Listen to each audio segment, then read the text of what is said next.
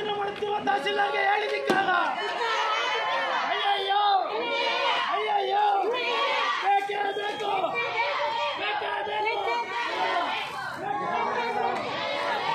ದಲಿತರ ಮೇಲೆ ದೌರ್ಜನ್ಯ ಮಾಡುತ್ತಿರುವ ಹೇಳಿದಿಕ್ಕಾಗ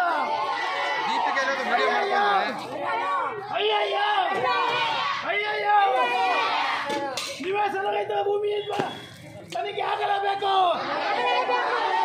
ಅಯ್ಯಯ್ಯೋ ಅಯ್ಯಯ್ಯೋ ತಿಪ್ಪೇಸ್ವಾಮಿ ವಜಾ ಆಗಲೇಬೇಕು. ತಿಪ್ಪೇಸ್ವಾಮಿ ವಜಾ ಆಗಲೇಬೇಕು.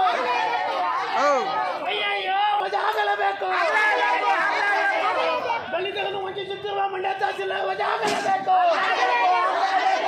ಅಯ್ಯಯ್ಯೋ ಅಯ್ಯಯ್ಯೋ ಬೇಕೇ ಬೇಕು ಬೇಕೇ ಬೇಕು ಬೇಕೇ ಬೇಕು. ಮಂಡ್ಯ ತಹಸೀಲ್ದಾರ್ ತಿಪ್ಪೇಸ್ವಾಮಿ ವಜಾ ಆಗಲೇಬೇಕು.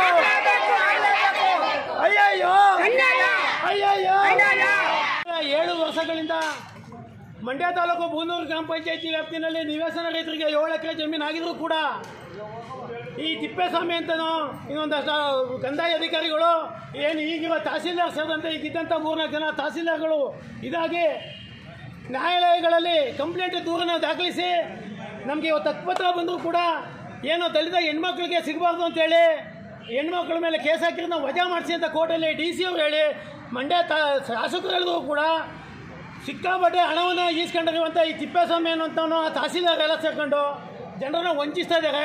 ನಾವು ಈ ಕೆಲಸ ಮಾಡಿದ್ದೀವಿ, ಇನ್ನೇನಾಗ ಇನ್ನು 100 ದಿವಸದಲ್ಲಿ ಕೆಲಸ ನಮಗೆ ಸರಿಯಾಗಿ ನಮ್ಗೆ ನ್ಯಾಯ ಸಿಗಲಿಲ್ಲ ಅಂದರೆ ನಾವು ಇಲ್ಲಿ ವಿಷ ಕುಡಿದು ಸಾಯೋದಂತೂ ಗ್ಯಾರಂಟಿ. ಏನು ಇವರೆಲ್ಲ ದುಡ್ಡು ಇಸ್ಕೊಂಡು ಏನೋ ಭೂಗಾಳರ ವಿರುದ್ಧ ಕ್ರಮ ತಗೋತಲ್ಲ, ಏನು ದಲಿತರು ಮಂಜೂರಾಗಿ ಭೂಮಿ ವಿರುದ್ಧ ಕ್ರಮ ತಗೋಬೇಕು ಅಂತೇಳಿ SC ST ಕಾಯ್ದೆನಲ್ಲಿ ಸ್ಪಷ್ಟವಾಗಿದ್ದರೂ ಕೂಡ ಮರೆಮಾಚೆ ಈ ಹೆಣ್ಮಕ್ಳು ನೋಡಿ ಸರ್, ಮನೆಗಳಿಗೆ ಒಂದು ಮನೆ ಕೊಡಿ ಅಂತೇಳಿ ಕೇಳಿದ್ರೆ ಸೂರು ಕೊಡೋಕ್ಕೆ ಸೋಳ ಮಕ್ಕಳು ಇದು ಮಾಡ್ತಾ ಇದ್ದಾರೆ. ಹೇಳ್ಬೇಕಾಗದೆ ನೋವಾಗದೆ 7 ವರ್ಷದಿಂದ ಹೆಣ್ಮಕ್ಳು ಕೂಲಿ ಬಿಟ್ಟು ಕಷ್ಟಪಟ್ಕೊಂಡು ಸಾಯ್ತಾ ಇದ್ದಾರೆ. ಬಂದಿನ ಮನಗಿದಾಗ ಇಟ್ಟು ಬಟ್ಟೆ ಇಲ್ಲ, ಕಂಡವ್ತವಲ್ಲ ಈಸ್ಗೆ ತಿಂತಾ ಇದ್ದೀವಿ. ಇದೇ ತಹಸೀಲ್ದಾರ್ ಬೇಕು ಅಂತ ಇದಿಲ್ಲ. ಇಲ್ಲಿಂದ Mandya tahsildar court JMFC KIT ಹೈಕೋರ್ಟಲ್ಲಿ ಕೇಸ್ ಹಾಕಿ 2 ವರ್ಷ ಆದರೂ ಕೂಡ ನಮಗೆ ಕ್ರಮ ತಗೋತಾನೆ, ಅನ್ಯಾಯ ಮಾಡ್ತಾವನೆ. 2 ವರ್ಷದಲ್ಲಿ ಹಾಕು ಕೇಸು ವಜಾ ಮಾಡೋ ಕೇಸು ಕೋರ್ಟ್ ಒಳಗೆ ಹೋದ್ರೆ ಕೇಸ್ ವಜಾ ಆಯ್ತದೆ. 5 ಸಲ ಬರ್ಕೊಂಡು ಹೋಗ್ಬಿಟ್ಟು ಆ ಲಾಯರ್ ಸರಿ ಇಲ್ಲ ಅಂತ ಕಳಿಸೋದು ಮಾಡೋದು ಲಾಯರ್ಗೆ ದುಡ್ಡು ಕೊಟ್ಕೊಂಡು ಏನು ಈ ಜನ ಈ ಬೀರ್ದಾಗ ಒಳ್ಳೆ ಬೀರವಾಗಿ ಚೆನ್ನಾಗಿ ತಿಂದ್ಬಿಟ್ಟವನೆ. ಆ ತಿಪ್ಪೇಸ್ವಾಮಿ ಆ ತಿಪ್ಪೆಲಿ ಕಸ ತಿಂದಂಗೆ ಅವನು ತಿಂದ್ಬಿಟ್ಟು ಇವತ್ತು ನಮ್ಮ ಹೆಣ್ಣುಮಕ್ಕಳು ನಾನೊಬ್ಬ ಪತ್ರಕರ್ತ ಇವತ್ತು ಓಡೋದಂತ ಸಾಯಿ ಮಟ್ಟಕ್ಕೆ ತಂದಿಸವನ. ಇವು ವಜಾ ಆಗತ್ತಂತ ನಾವು ಯಾವ್ದಾದ್ರು ಕಾರಣಕ್ಕೂ ತೆಗಿಯಲ್ಲ. ಏನು ಪೊಲೀಸರು ಬಂಧನ ಮಾಡಲಿ, ಎಲ್ಲದಕ್ಕೂ ನಾವು ರೆಡಿ ಇದ್ದೀವಿ.